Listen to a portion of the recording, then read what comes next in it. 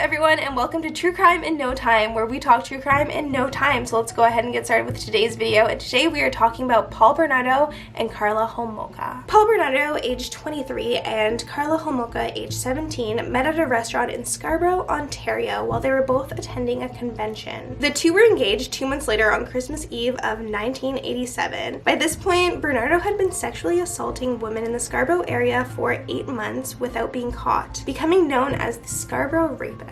This continued until July 1990 when police got tips that Bernardo fit the description of the Scarborough Rapist. He was interviewed and DNA tests were taken, but nothing ever came of it since DNA testing was still very new in Toronto at this time. Bernardo began spending much more time with Homolka's family in St. Catharines, Ontario. While he was spending more time at the Homolka household, he started becoming a little bit obsessed with Karla's youngest sister, Tammy, and he started stalking her, doing some kind of creepy things while she slept, and even peeping into her window. On December 23rd, 1990, Tammy was 15 years old at this point, Bernardo and Homolka decided to slip some sleeping pills into a eggnog-laced drink, and after Tammy fell unconscious, Bernardo and Homolka began to sexually assault her and videotape it. They applied a halogen-soaked cloth to her sister's nose and mouth area, which did end up leaving some burn marks.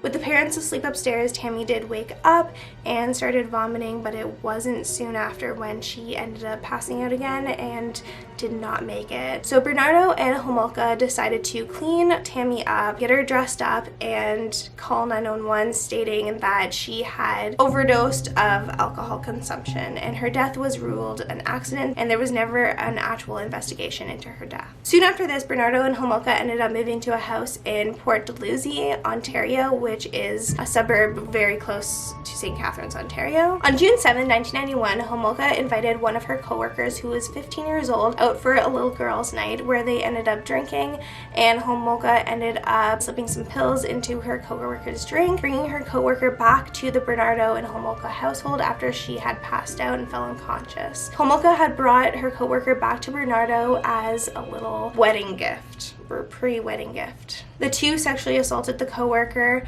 and ended up letting her go the next day. Unfortunately, the coworker was never aware of what ended up happening. She did feel nauseous and sick the next day, but just attributed it to her drinking for the first time. 1 week later, on June 15th, Bernardo drove to Burlington, Ontario in Canada, where he found Leslie Mahaffey, 14, who had missed her curfew and was trying to find one of her friends' houses that she could sleep over at. When Bernardo spotted her, and he told her that he was trying to break into people's houses. She asked him if he had a cigarette, to which he said he had one back in his car, so they walked back there, and he ended up pulling her into his car. He blindfolded her and then brought her back to their house in Port Dalhousie, where Homolka was back at their house. Both Bernardo and Homolka ended up performing torturous acts and sexual abuse on Mahaffey while she was there. During this time, they did make it seem like they were going to let Mahaffey go. However, at one point, her blindfold ended up slipping down her face a little bit, to which she pointed it out, and it seemed like Bernardo and Homolka got scared that if they did let her go, that she would be able to identify them, and that seemed to be the moment when they decided that her life would end there. The following day, Bernardo claimed that Homolka fed her a lethal dose of hallucinon, and Homolka claimed that Bernardo had strangled her. Either way, they placed her body in the basement and then hosted the Homolka family at their house for dinner. After everyone left, the two decided the best way to get rid of the remains would be to dismember the body and encase it in cement, which is exactly what they did, then dump the cement blocks into Lake Gibson. Almost 1 year later, on the afternoon of April 16th, 1992, Bernardo and Homolka were driving through St. Catharines looking for somebody when they passed Holy Cross Secondary School. They spotted 15-year-old Kristen French, who was walking home from school, and decided that she would be their next victim. They pulled her over and asked her for directions, and while she and Homolka were looking at the map, Bernardo attacked her and pulled her into into the car. They spent that 3-day long weekend torturing and sexually abusing French, similar